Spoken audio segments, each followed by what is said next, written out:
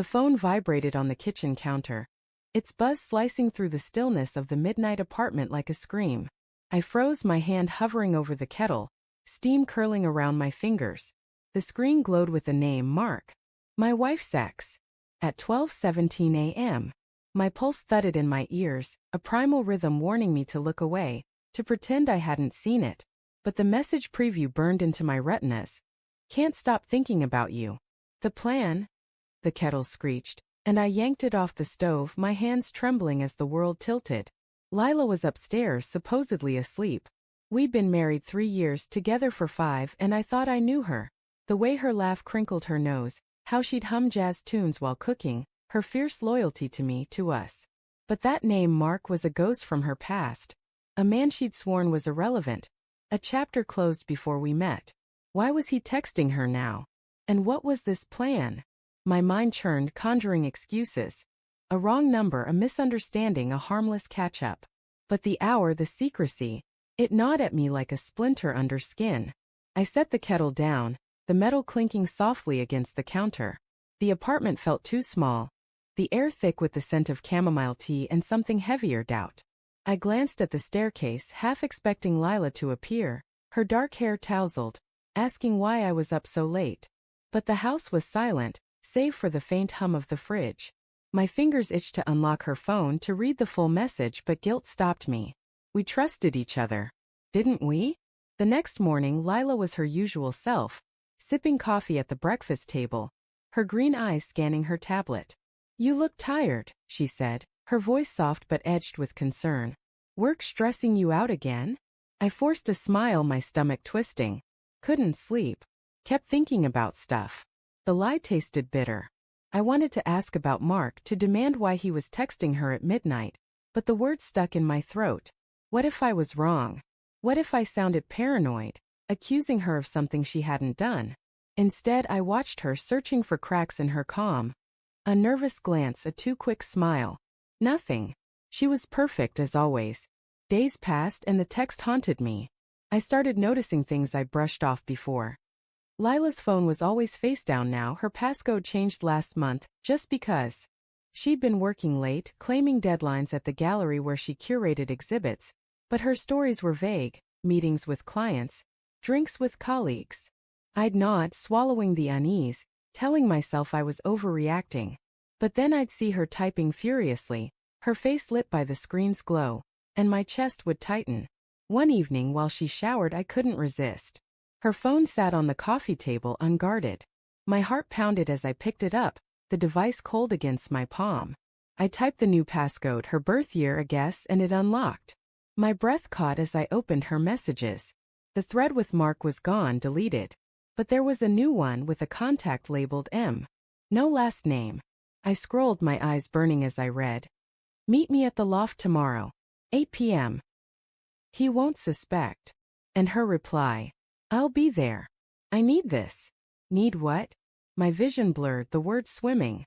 The shower stopped and I locked the phone, my hands shaking as I set it back exactly as I'd found it. That night I lay beside her, her breathing soft and steady, while my mind spiraled. Was she cheating? Planning to leave me? Or was it something else, something worse? I remembered Mark from her stories. Charming, reckless, a geneticist with a sharp mind and sharper ambition. She'd left him because he was too intense, she'd said, but there was always a flicker in her eyes when she mentioned him. A mix of regret and something I couldn't name. Now that flicker felt like a warning. The next evening, Lila kissed me goodbye, her lips cool against mine. "Late meeting at the gallery," she said, her smile effortless. "Don't wait up." I nodded, my throat tight, and watched her leave, her coat swishing as she stepped into the dusk. I waited 10 minutes, then grabbed my keys. I had to know. The loft was in a gritty part of town, a converted warehouse with dim streetlights casting long shadows. I parked a block away, my heart hammering as I spotted her car. The building's windows glowed faintly, and I crept closer, the air sharp with the scent of damp concrete and rust. Through a cracked window I heard voices, hers low and urgent, and his smooth and commanding. I couldn't make out words, but the intimacy in their tones cut deeper than any blade. My knees buckled and I leaned against the wall, the rough brick scraping my palm. I don't know how long I stood there, frozen, listening to fragments of their conversation. Better for the future. He doesn't understand. Each phrase was a shard of glass, slicing through the life I thought we had. I wanted to barge in, to scream, to demand answers, but my body wouldn't move. Instead, I pulled out my phone and started recording, capturing their muffled voices, the damning evidence of her betrayal. Back home, I played the audio, my hands trembling as I listened. His DNA isn't optimal, Mark said, his voice clinical. You want the best for your child, don't you? Lila's reply was soft, almost broken. I love him, Mark, but you're right. Your heritage, your genes, it's superior. The words hit like a fist, knocking the air from my lungs. She wanted a child, not with me but with him. Because of his better DNA. The room spun and I clutched the counter, bile rising in my throat. I confronted her when she got home, her face pale as she stepped through the door. What's this? I played the audio, watching her eyes widen then narrow. You spied on me? She snapped, but her voice shook. Tell me I'm wrong, I said, my voice breaking. Tell me you're not planning to have a kid with him because of his DNA. She sank onto the couch, her hands twisting in her lap. It's not what you think, she whispered, but her eyes wouldn't meet mine. Mark, he's been helping me. We've been talking about options. I didn't want to hurt you. Options. I laughed, the sound raw and ugly. You're sneaking around with your ex, talking about his superior genes. How is that not betrayal? Tears spilled down her cheeks, but she didn't deny it. I want a family, Tom. But we've been trying and it's not working. Mark offered a solution. Artificial insemination. No cheating, just science. Her words should have soothed me, but they didn't. They were a different kind of betrayal, a rejection of me, of us, of everything I thought we were. You didn't trust me enough to tell me, I said, my voice barely audible. You chose him over me. She reached for me, but I stepped back, the distance between us a chasm. The audio still played in my mind, her voice agreeing with him, choosing his heritage over our love.